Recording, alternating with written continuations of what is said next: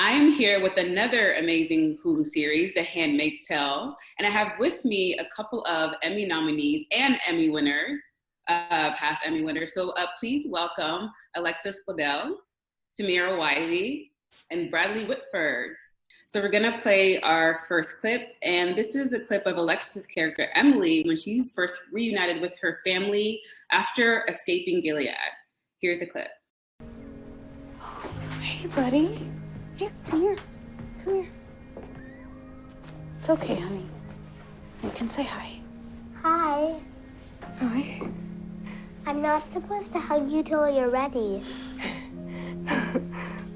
Well, how about we don't hug until we're both ready? Would that be okay? Yeah. I'm so happy to see you. I missed you so much. How's school? Good. We had science today. We're doing fossils. Want to see? Wait, you have fossils in there? I drew some. Okay. Let me see. Show me.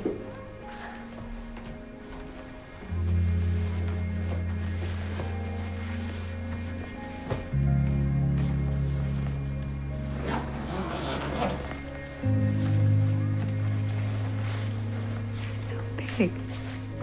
I know.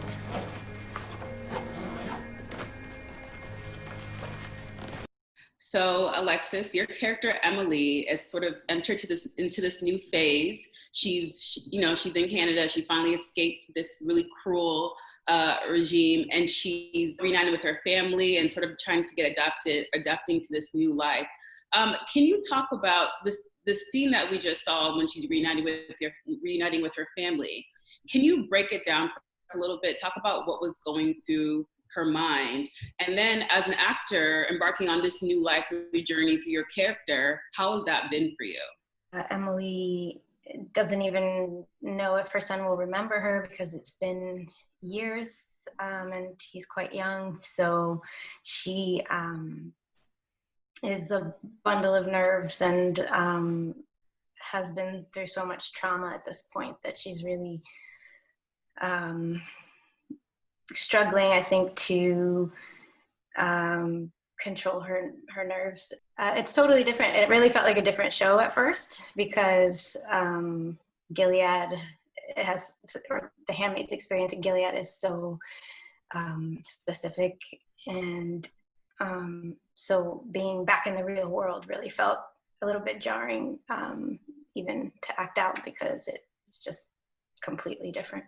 The next clip we have is a powerful scene with Bradley's character, Commander Lawrence, talking to Elizabeth Moss's character, June, about the death of his wife.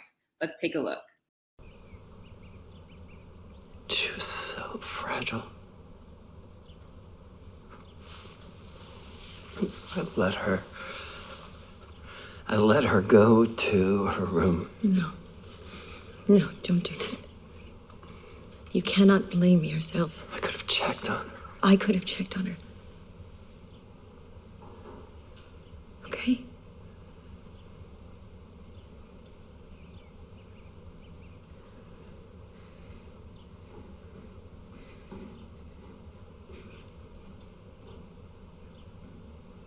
She was a very kind woman.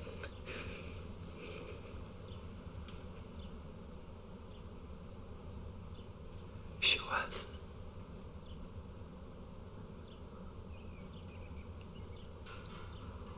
So obviously your character, I mean, it's been said many times, is a very complex, complicated guy. You know, we see this season that he has to deal with the loss of his wife, and he still manages to help June out and getting the children out.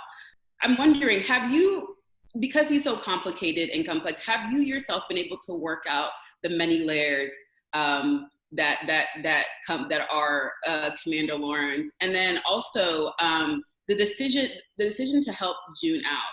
Is that something that he sort of set in stone with him, or do you think that there would be any sort of regrets or anything so to come for June and Commander Lawrence in season 4?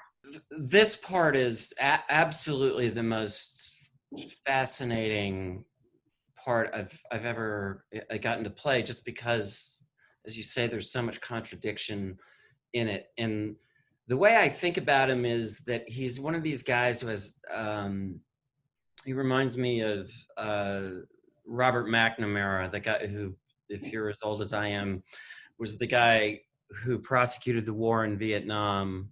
Brilliant economic mind whose huge brain obliterated his humanity, and he used that brilliance to exterminate a couple of million people in Southeast Asia. And later on in his life, there's actually an amazing documentary called The Fog of War. And that's always been my idea for this guy, of a guy whose brain obliterated his humanity, and the struggle going on with him is his humanity peeking out. And it's not as brave as I want him to be, as he should be, but I think there's something really truthful and brilliant about the way they write this. In a lesser show, a character like mine would have an epiphany and become a wonderful hero and just take care of everybody. But that would be an insult to the complexity of the journey that that June is on. And there's something about the nature of the writing on this show. We saw it in Alexis's clip. It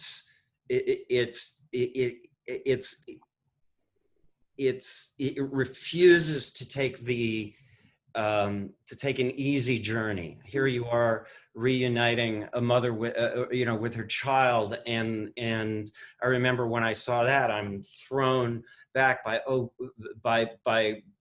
the horror of a kid who doesn't know who this is. So I think we would all say that we're beneficiaries of this very complex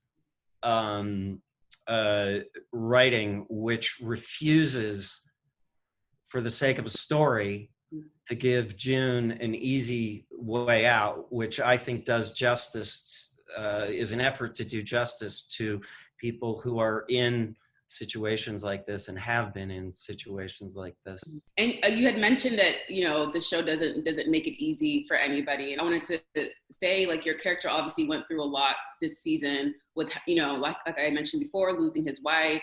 He had to sort of partake in the Gilead tradition, and something that he didn't want to do. What can you tell us about his mindset by the end of the season? Where is he at? Well, Julie Dratson, who played Eleanor, was so wonderful. And again, this is a very interesting, you can't take for granted the choice the writers have made. This guy who has created this unspeakable horror that is Gilead, has this connection that is real, and love that is real. And I think she is kind of the loss of her is kind of the key to something in his humanity. And I think June recognizes that. You mentioned the scene in the bedroom, and that's another example of just mind-boggling writing. It was a very painful scene to do, but here you have June basically talking her rapist through the rape. I mean, it's just an extraordinarily painful, complex situation. I don't know how. I honestly don't know how much this sticks with him. There's an emotional constipation to him that I kind of understand, that I think is very protective. But he has clearly set up a situation with June where he has consciously brought this woman into his life And a lot of the things that appear to be cruel, I think, are him testing her. And I don't know if he's ready to do what we all want him to do, but he is clearly wanting to know if he has an ally who he can depend on. And of course, he's a misogynistic son of a bitch who has no problem testing her in very, very cruel, but I think he probably sees useful ways. Our final clip is a moving scene where Samira's character confronts Serena. Let's take a look. I'm sure that she'll be fine with me. Who are you, really? Moira? No. Just because you got some new clothes doesn't make you any different. Right? You are still the same woman who held my friend down so your husband could rape her. That's uncalled for. Fuck you.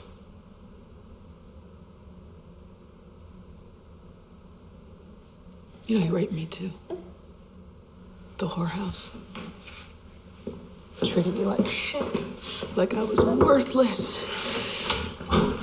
Look, I am who I am, and I have sinned plenty, but you are the gender traitor. Nicole, I'll be back soon. I love that phrase, gender traitor. I'm going to start using it from now on. But like that was obviously a very intense and powerful moment from the series. I have to say, you know, Moira gets to confront Serena and say these things to her. What was it like for you to be able to express these things as Moira? And then also, Moira has taken on this sort of this role of being a protector and an advocate. What has that journey been like for you too?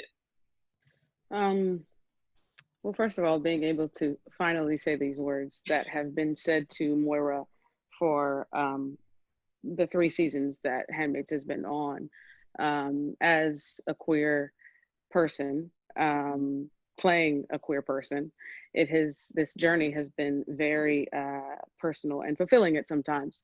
But hearing that word is difficult, especially when you know, this woman is doing everything, Serena Joy, meaning, is doing everything in her power to work against her own self-interest. She is a true example of how misogyny is not reserved for men. Being able to finally spew those words back at her, actually, woman, you have done every single thing to be a traitor to your own gender, was so delicious. And at the same time, the duality of being on set and never having a scene with the wonderful Yvonne Strahovski. So I'm like, it's Yvonne, like, how are you? How's your husband? How's your kids? And then having to say these words to her was an interesting thing. But it was wonderful. And it was, I don't know, like I said, I can't think of any other word but delicious. And then, you know, being who Moira is and seeing her journey this season of being able to be, like you said, a protector, there's so much that she wasn't able to do in Gilead, protecting specifically June. I think about so much that scene in first season where she has to leave her friend on that train platform and literally, you know, do the opposite of protect her friend. She has to protect herself in that moment. And I think that ever since then, Moira has had a problem with, you know, seeing herself as selfish because she had to save herself, and trying to reconcile that and use her being saved as actually, this can be my superpower because I'm saved and because I, you know, can be on this other side. I can learn how to use the resources that I have and save other people. So I think that she's working that out. She's got a lot of stuff going on in her head of feeling of survivor's guilt, you know, and trying to use that to her advantage, to give that to someone.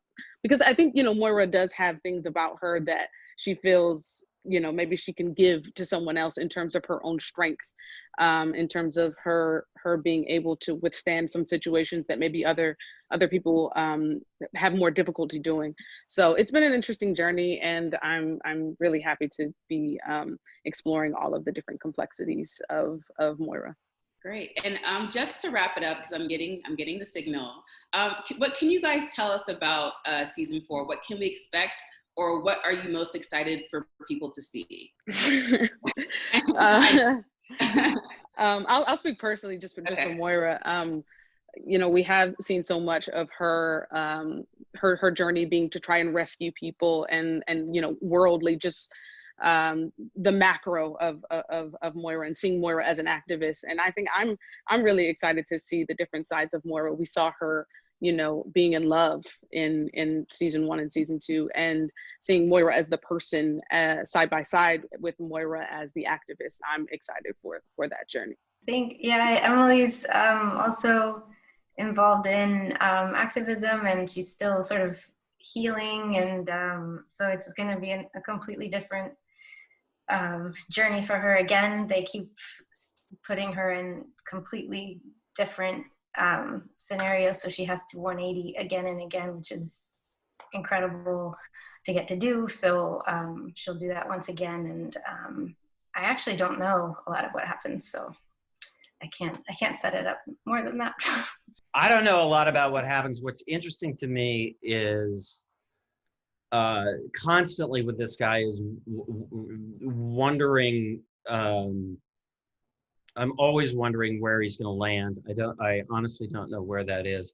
What's interesting to me about the show is that I don't even think I know it, but this year I am being led by June, and that's a very interesting dynamic. She's not only surviving, she's leading me, and I don't think I even know that yet. I don't think the commander knows that yet. So I'm interested to see how that plays out.